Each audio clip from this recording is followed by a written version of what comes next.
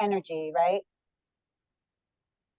So good afternoon, everybody who's watching later, and we may have still people joining us, but we're just going to start. We're up to Perek Sheni of Shar HaBitachon, the Gate of Trust.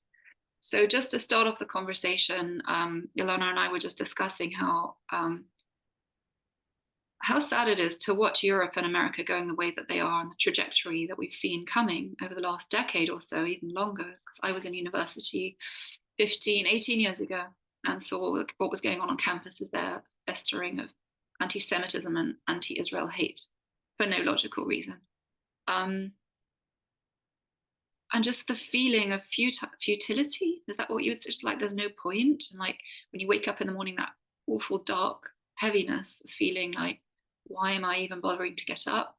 Like they all hate us and they want to kill us. And it's really sad. It's just at the back of our minds. And I'm second generation of, I don't know if you call it first or second, but my mother was in Auschwitz. My mother was a camp survivor. So for those of us that are first or second generation, it's particularly resonant and particularly traumatizing. And I think it's really important to understand and observe, even if we can't deal with it just yet in this moment, but to notice and observe that the idea there's no point is a story as well. And it's definitely, in my view, as far as we've learned from here, it's literally the view of the Nachash, of the Yetzer Hara that's trying to trap us and trick us into thinking there's no point. What's the point of even trying? What's the point of even showing up to learn about a faith in a time like this? And I'm going to put it to you all and to myself that this is exactly the point. The idea that there's no point has to be questioned.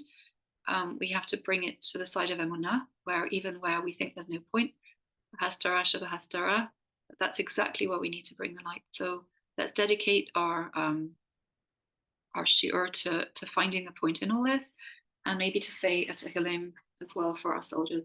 So should we start with the Tehillim, Ilana? Yes, please. I'm just going to look up. I think we should sit. Shir Hamalis is a beautiful one. Esa'inai, do you know it by heart, or should I think I should look it up? Yeah, I know it. Okay, so is it Shir Hamalis LeDavid? No, which one? Which one are you talking about? Esa'inai. I'm going to look it up. Oh yeah, Esa'inai. It's 121. Yeah. Okay, I've got it. I'm just going to open it up on my phone. And we'll say a Tehillim for the soldiers, for peace, and for, peace within and peace without. Okay.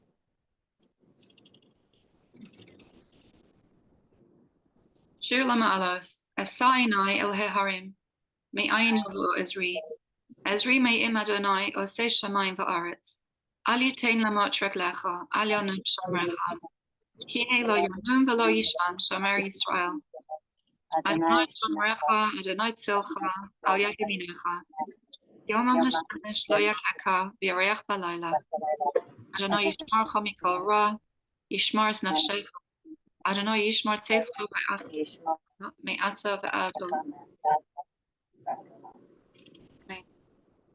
So it does say in the Tehillim, Hashem Yishmarcha Mikol Ra, Hashem should guard you from any bad that comes to you, Yishmar Nafshecha, but also to guard our nefesh. So I think this is a double protection within, protection without from actual physical danger, protection within from some that are frightened by what's going on and want to, like being pulled into the forces of dark. So let's go on with Perek Sheni. In the first part of this chapter, the author lists 7 qualities that a person who's being trusted must possess in order to fully gain other people's trust. In the second part of the chapter, the author will cite verses to describe that only God possesses all these 7 qualities, and therefore it only makes sense to put our trust in God and not in anyone else. So the 7 qualities of trustworthiness. The author begins this chapter by enumerating the 7 qualities. Achasibos asher bahem yitachin habitachon mehabotech al habruin hein sheva. So the factors in which a trusting person can trust another person are 7. Number 1, achas mahen, the first. Harachmim v'hachemla v'ahava. Rachamim is compassion. Chemla is empathy. It's translated here, v'ahava, and love. Ki adam When a friend knows that his friend has got compassion and empathy for him, Yiftach bo, he'll trust him, v'tanuach nafsho alav, and his soul will rest, he'll have peace of mind, v'chol ma sheyatrichehu mein yanav, with anything that he wants to trouble his friend over, because he knows his friend loves him. A person who knows that his friend truly cares will feel confident that his friend will fulfill any request asked of him. However, compassion alone is not enough to create trust in the person he cares about. Although the friend may care a lot about his fellow, it is possible that the former will not pay attention to him. Additionally, the friend may act lazily when it comes to actually helping his fellow, like he might have the feelings of love, he might not do anything about it. So therefore, the person must know that in addition to his friend love and care, he will also never ignore him or grow negligent. The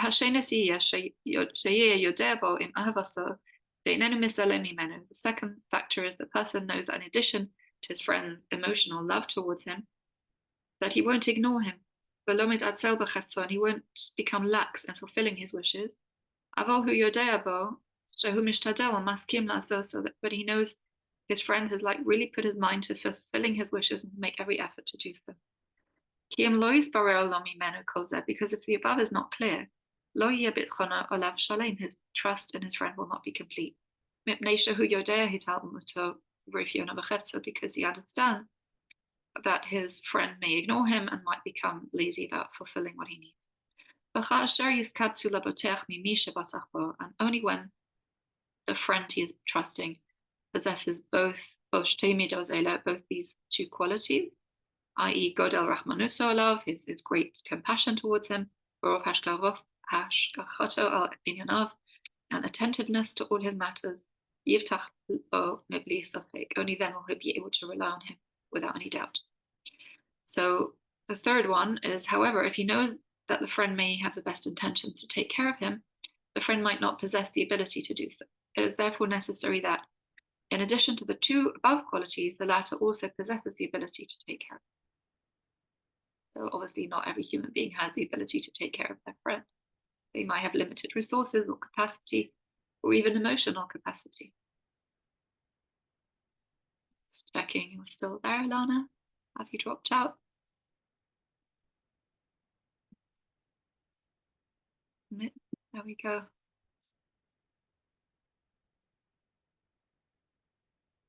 Okay, sorry, I lost you there for a second. Not sure why. You with us? Yeah? Okay. So והשלישית שיהיה חזק, לא ינוצח באשר הוא חפץ, ולא ימנעהו מונע מעשות בקשת הבוטח. The third factor is that the person being trusted must be so strong that he will not be won over by others who try to oppose him regarding any matter that he wishes to achieve. Nothing will stop him from fulfilling the request of the one who's trusting in him.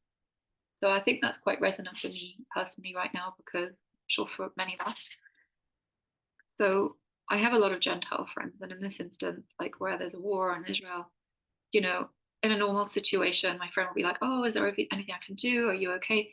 There are some who don't even reach out. They're awkward. They don't know what to say. There's that awkward silence, what we've called the deafening silence of people who literally haven't said a word. And then there are people who, who they're not so committed to us. They're just like, well, okay, they'll reach out and then they'll say, how are you? And you're like, I'm not okay. And they're like, oh, and then that's it. That's the end of their conversation.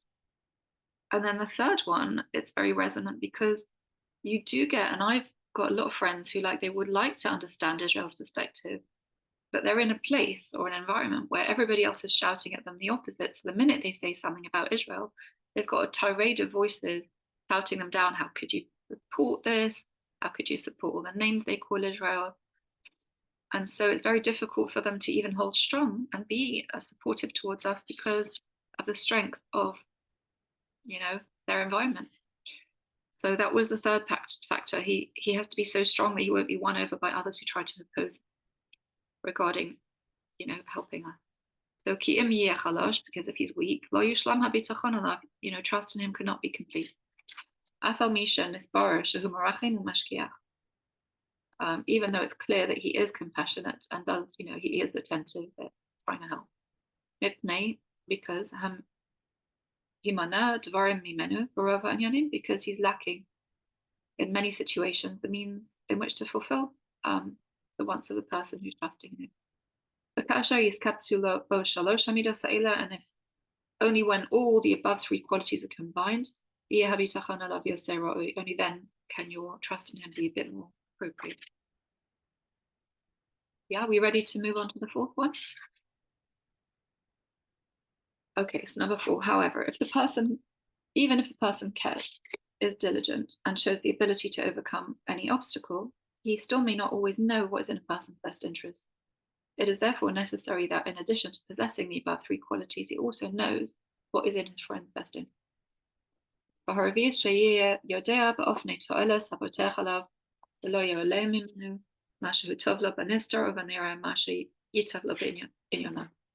Fourth factor is the one who's being trusted knows which things will be of true benefit for the one who's placing the trust in him, and that which is good for the trusting one will not be hidden from him.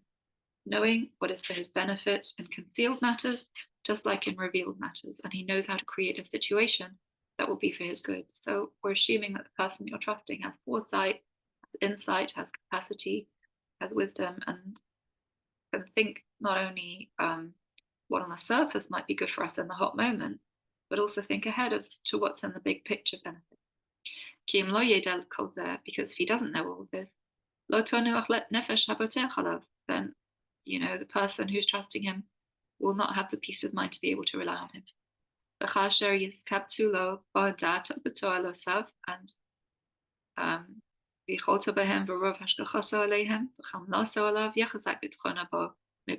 Only when those 4 qualities come together in the friend who's being trusted, knowledge of what will benefit his needs, ability to help him, actively attentive, compassion, will trust in the friend be strengthened without doubt.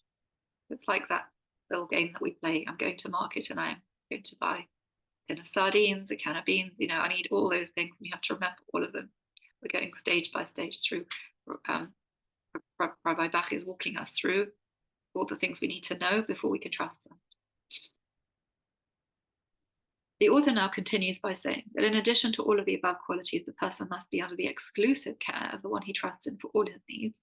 Since that person has always taken care of him, he will trust that person to continue to do so. So, it's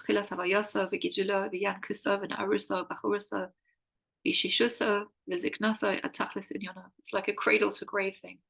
The 5th factor is, which is very unlikely in a human being, although all of us hopefully I've got a friend that we've had for a very long time. They say, an old friend is the best friend because they've known you since you're little. But the 5th factor here is the person being trusted is the only one who's taken care of him from the beginning of his existence through his development. 9 months when he was in his mother's womb, the days of his infancy, childhood, youth, adulthood, old age, until the end of his days. When all of this is clear to the truster, then it will surely lead to his resting his mind upon his friend, to lean on him,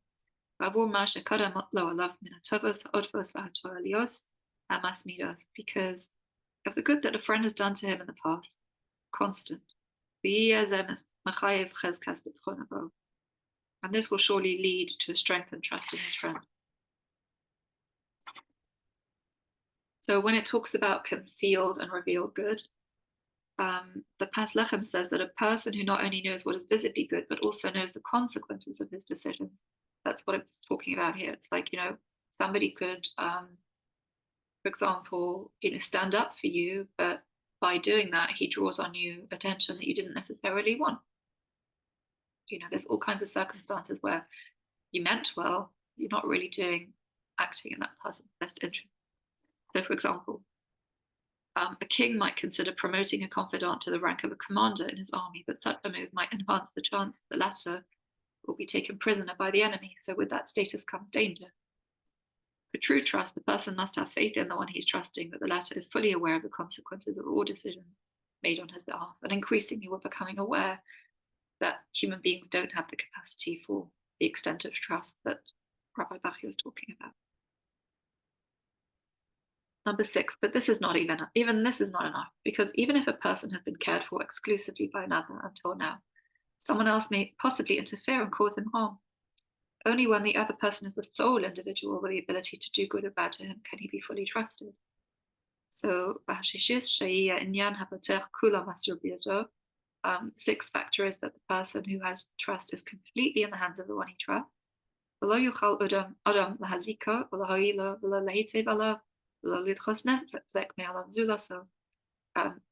The circumstances described are ones in which whatever you do to the person, it's your no one else can interfere with that. No one can do bad or good to him but that you wish it so. It's like a servant who's literally put in the prison or in a pit, and he's completely under the jurisdiction of his master with no one else able to do anything to him, either good or bad. When the person who has trust is completely under the jurisdiction of the one he is trusting, it will be even more appropriate to trust him.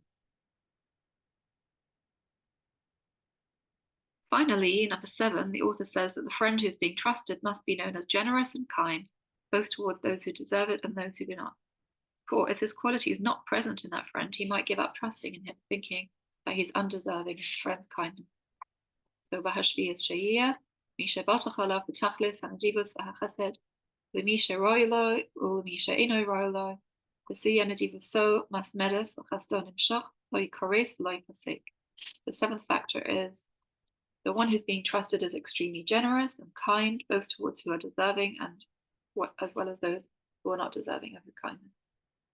Additionally, his generosity must be constant and his kindness continuous, never ending and uninterrupted. Someone who possesses all these qualities, in addition to that which was mentioned beforehand, so that was in chapter 1, meets all the criteria necessary to gain a person's trust.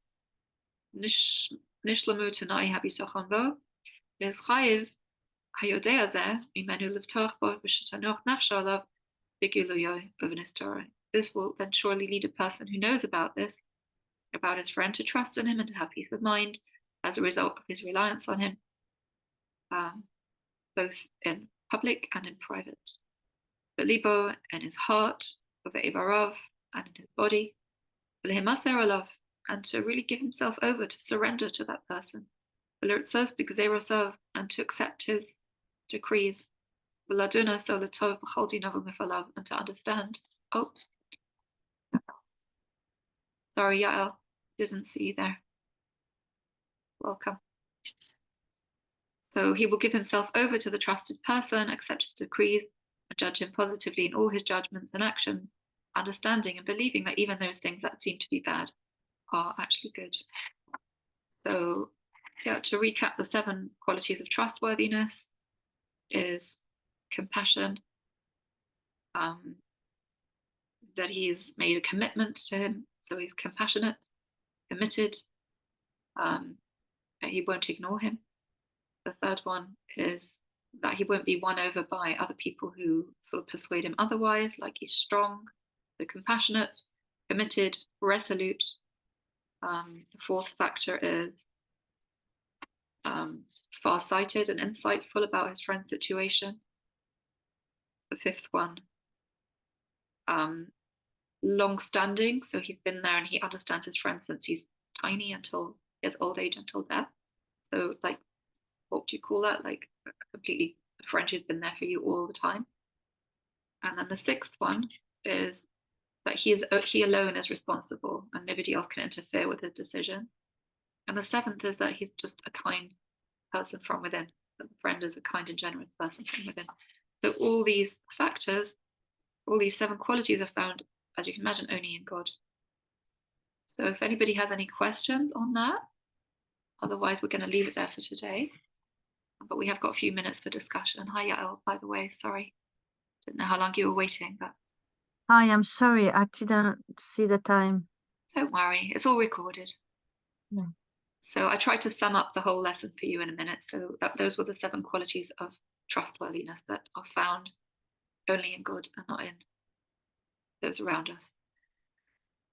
And yeah, continuing to learn Shar HaBitachon in the schus of our soldiers, of our people, of our country, and of all of us, of Am Yisrael, that we should stay strong in our faith, And every time we think that, you know, things are pointless and things are looking dark, we remember that there is one God in charge who is all of those things, who is compassionate, who understands us, as it says, Ani hayom yiledticha, I'm the one who gave birth to you. Hashem says, Ani asisi, Ani asa, Ani asbolva malate, I'm the one who made you. I'm the one who carries you. I'm the one who will rescue you. And that these 7 qualities are found in God, and that there is a point, we are here for a reason.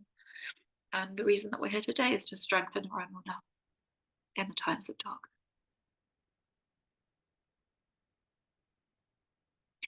So I'm going to wind it up for today. Have a lovely afternoon.